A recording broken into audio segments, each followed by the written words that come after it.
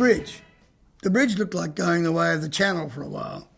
Now they both appear to be around again, probably never left, and definitely have their uses, although they are very different from each other.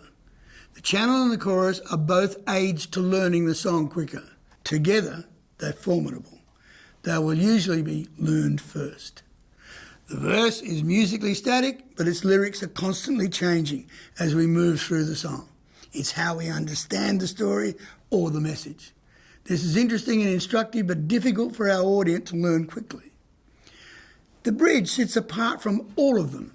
It's short, like the channel, maximum 2 long lines, or perhaps 2 short and 1 long. It has new and very different lyrics from any of the other parts. Its structure is completely different, but sometimes borrowed from the channel, which we'll discuss. It's the moment in the song where we get a rest, a departure from the structure of the verse followed by the chorus, or the verse and the chorus. If we've had that repeated over a couple of minutes of song, it's time for a change.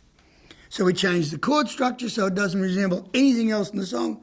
We often change the feel, so it may be a half-time version of the feel in the rest of the song. What it mostly enjoys is its feeling of freedom and release because of its separation from the normal words and chords and melody of the rest of the song. This is where we find yet another paradigm of our idea or story and design yet another way of helping it complete our lyric journey. Let me show you by example. Let's say my song is lamenting the separation of me from my lover.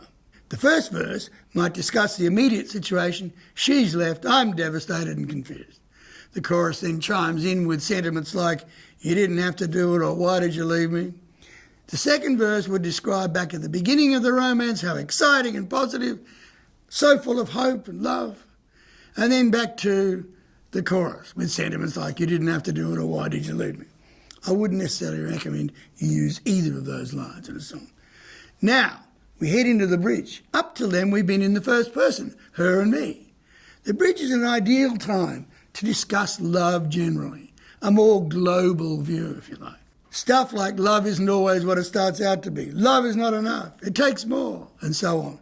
And probably as importantly, the commentator has a comment about the outcome. You just can't see it yet. It'll take a while before you understand. Kill me if I ever write a song exactly like this. I'm just showing you the roles that the different parts play. So the bridge often goes into the third person, the commentator, the observer, the advisor. This has a real effect on the audience.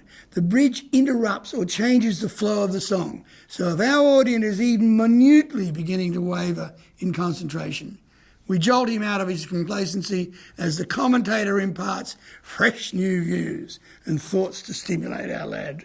Then we're back into the third verse, if we need it, where there might be me trying for a positive resolve. I'm already getting over it, I hope, attitude.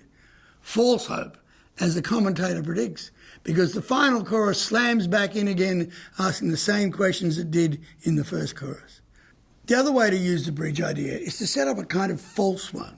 If you have long verses and choruses in terms of time, say in a ballad, you may find that you can't really afford to head into a bridge.